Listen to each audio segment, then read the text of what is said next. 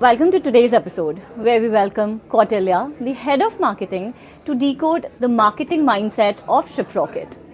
Hi, Kautilya. Hello, thank you for having me. Kautilya, how do you define the marketing vision for Shiprocket today? What's the single biggest story we want Bharat to understand about us? Well, it's interesting. I think more than marketing vision, it's about what we bring to the table and how do we kind of communicate it effectively to the base of audience that we have out there, right? And I think if there is one message that I would want to land effectively and cleanly, it is about the fact about how Shiprocket is kind of building the rails for e-commerce in India. And it's important for our partners, sellers, merchants to understand that because uh, almost every part of their business currently it gets affected by things where Shiprocket has a solution for. Be it about marketing, where we can come up with solutions or help them with solutions that can help them get more demand, be more efficient at marketing, get higher ROAS. Be it about checkout and payments, where we can help them get better conversions through tools that we have to offer, actually stop RTOs at the checkout stage itself, or be it about shipping, right, where we've got multitude of different tools powered by the large database that we have at our disposal to kind of bring about a lot more efficiency and effectiveness in their operational ecosystem, right?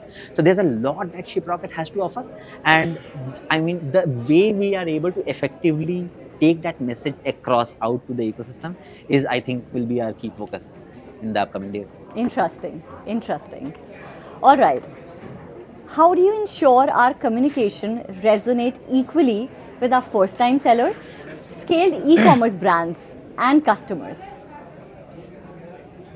I think the way to answer this question will be, I'll take it differently. It's about whether are we able to understand our customers or not, irrespective of the size.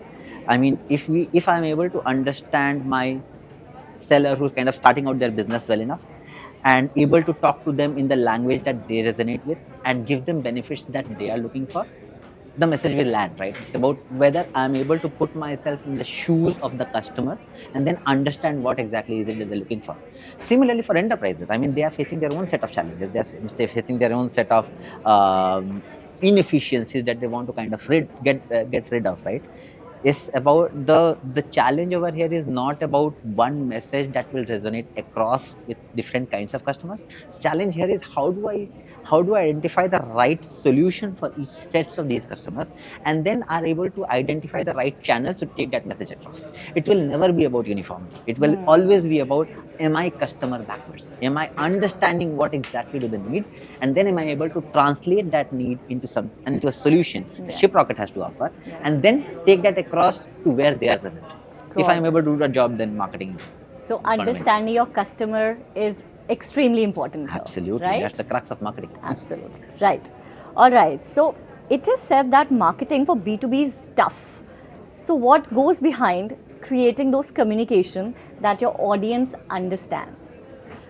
The B2C marketeers will disagree with the fact that marketing for B2B is tougher.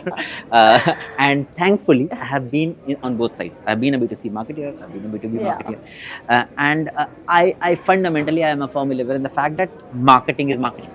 It doesn't change basis whether you are marketing to businesses or whether you are marketing to customers. What does marketing do?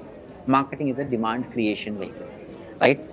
And how do you create demand? You create demand by essentially understanding what is the need for your customer. That customer can be a B2C customer or it can be a B2B customer, right?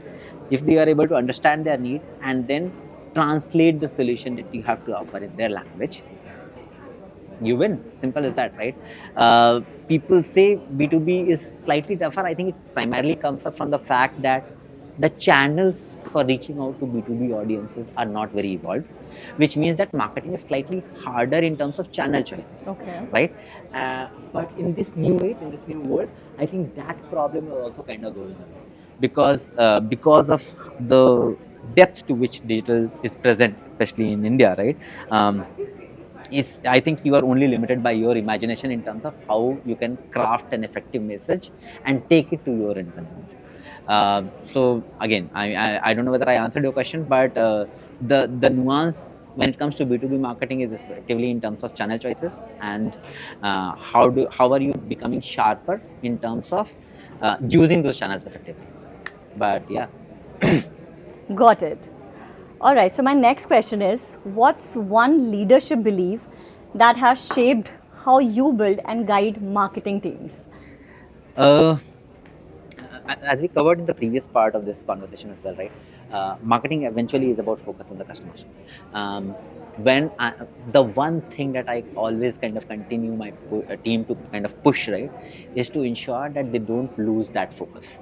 If at any given point of time, for any given question that is there on their plate, if they are able to put themselves in the customer's shoes, right, and really understand the problem from their perspective, half our job is done, Half. right? So I mean, if you have that boon, if you have that mindset that, hey, I'm not solving for myself, I'm not solving for people like me, I'm solving for my customers.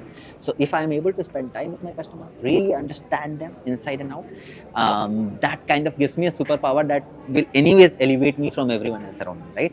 So I think that's part one, that mindset of having that customer focus. I think part two over here eventually comes down to ownership. The kind of industry in which we are, I think we will always continue to get varied kinds of problems. Some of them P0, some of them P1, and we can get challenges thrown at us from any direction, Any right? direction. If again, if the person, if my and one thing that I kind of look forward to for my team to have is that sense of ownership. Eventually, it's my problem to solve, it's my business. If I can, if that sense of ownership comes out, then I'm sure with the kind of people that we are able to kind of get around us, they'll be able to figure out a solution. So that just this mindset of customer focus and then this intent of ownership on the business, and these two things kind of come together to create magic. Very well said. So we are talking about building infrastructure and not just a service. How does that translate into our marketing?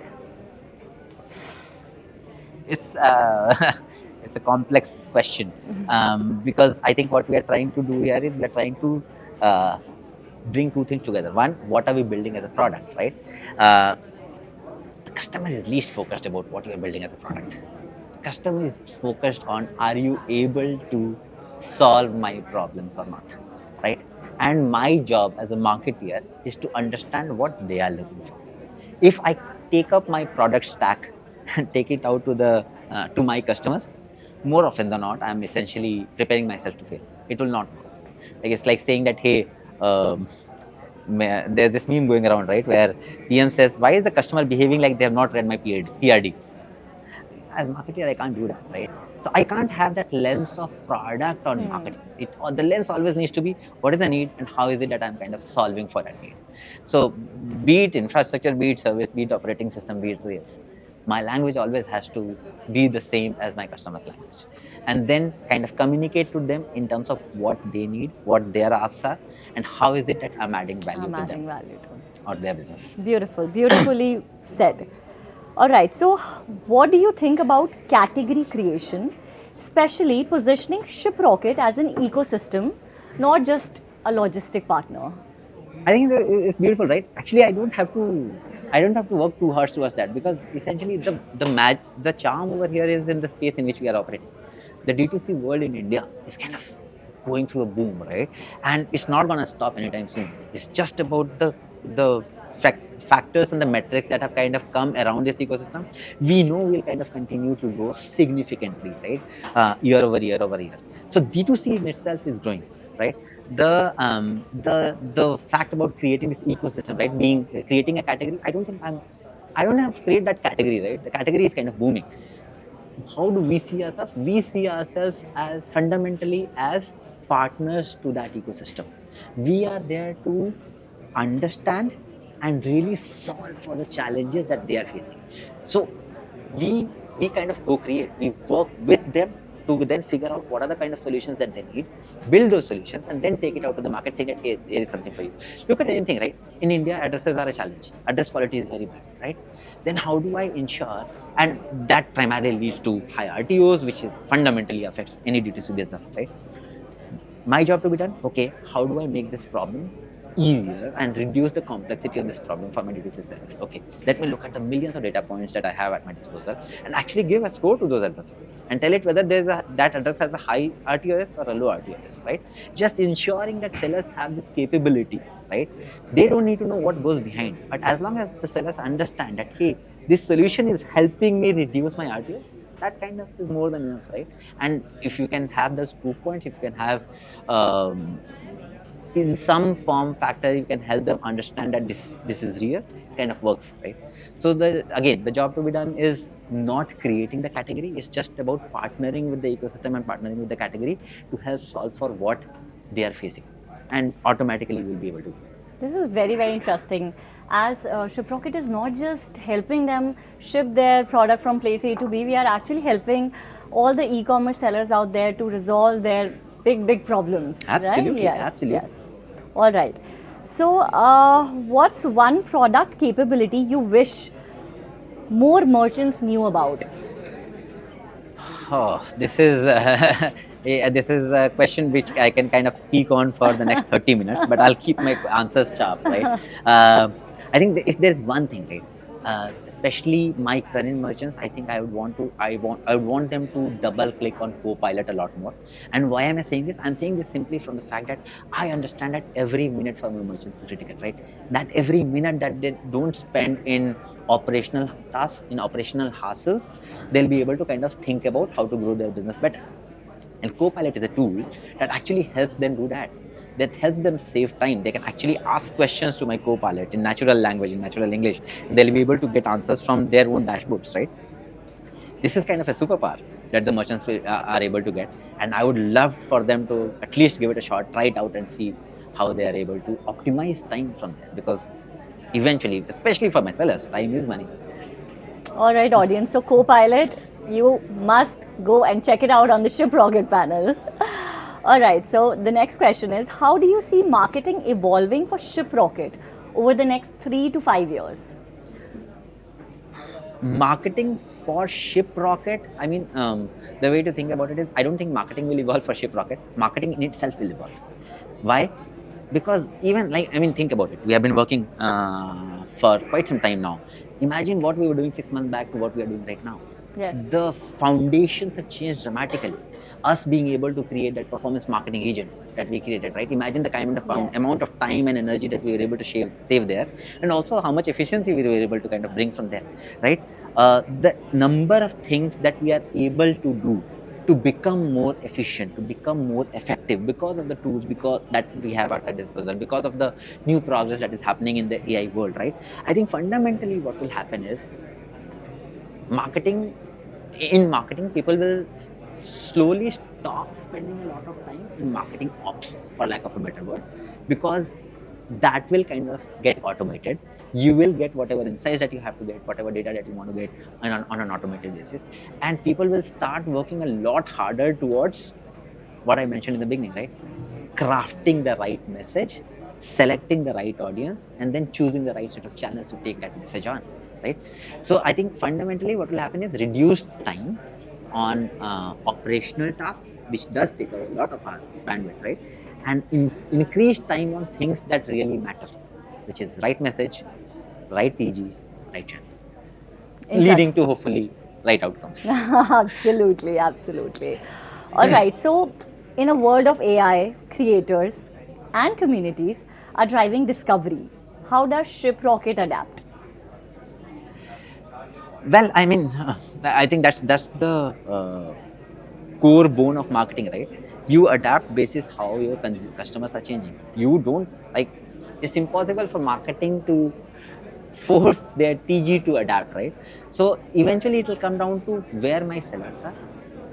If they are more active in communities, I'll have to be present in communities. If they are more active consuming content for creators, I'll have to kind of be more effective there, be more present there, right? Yes. I think it comes down to channel mix and channel choices, which fundamentally gets driven by where your TG is spending more time on, right?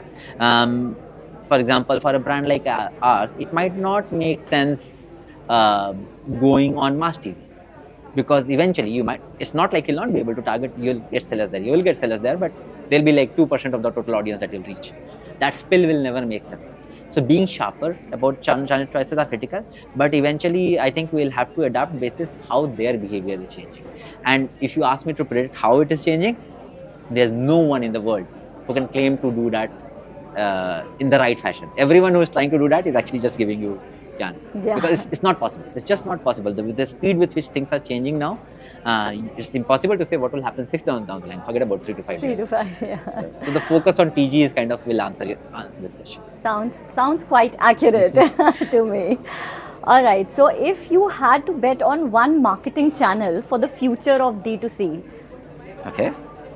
what it would be and why? One marketing channel for future of D2C. I'm just thinking about Should we?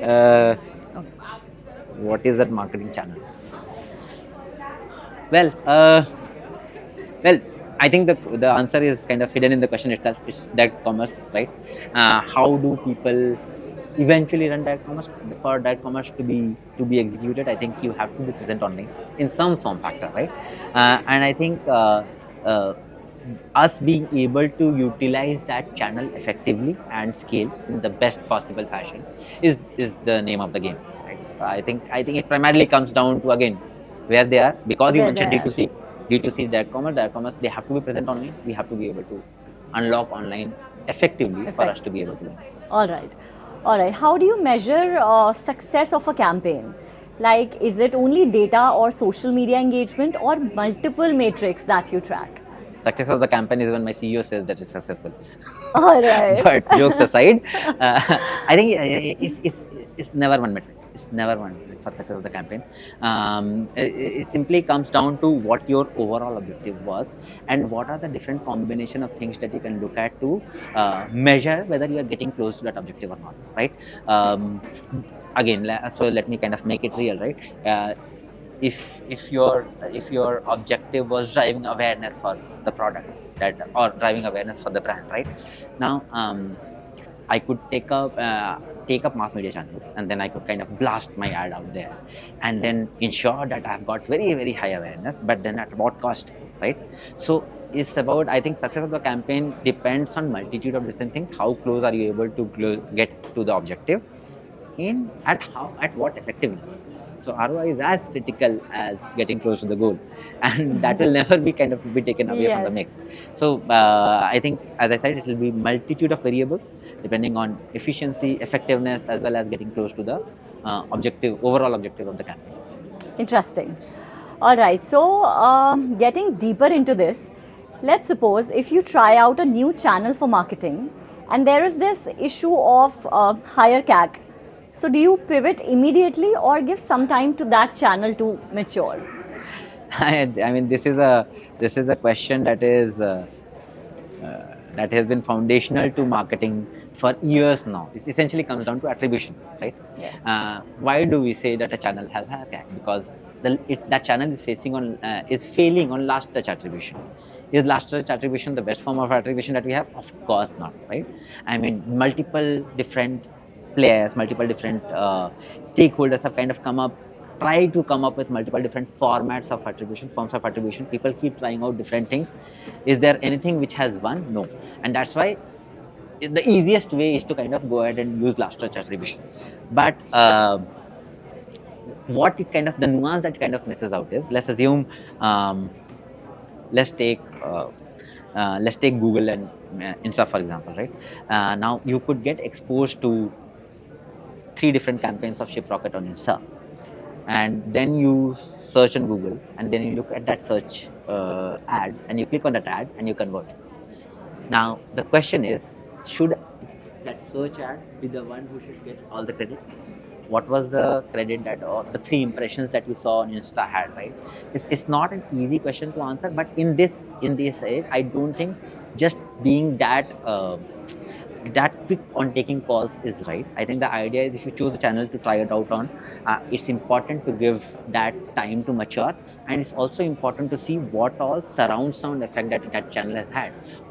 It's possible that while that channel might have very high CAC, the CAC across other channels has gone down. It's possible, right? It might also be possible that the CAC might actually be high, but overall CAC remains stable, but you've been able to unlock new audiences altogether. So it depends on, are you able to look at the overall impact of the channel and not just CAC, because that kind of limits it, and you'll never be able to then scale your campaigns effectively. But yeah, I think for lack of multi-touch attribution, while last touch attribution continues to be the hero, I think it's important as marketeers to be very smart about how to evaluate channels and then kind of how to create the right set of channel mix to run your performance marketing campaigns. All right. So here's my last question to you. If there's one message you would leave for the marketing enthusiast, what it would be? Spend time with the customers. That's it. I mean, there's no hack to it. There's no shortcut to that. The more time you spend with your customers, the more you understand their lives, the more you understand what small part that your product kind of plays in their lives, the better you will get at communicating with them. The better you will get at taking your message across to them, and the better you will get at being registered by them, right? So the more time you spend with your customers, the better you get. Simple as marketers. Amazing. Thank you, Kautilya. Thank you.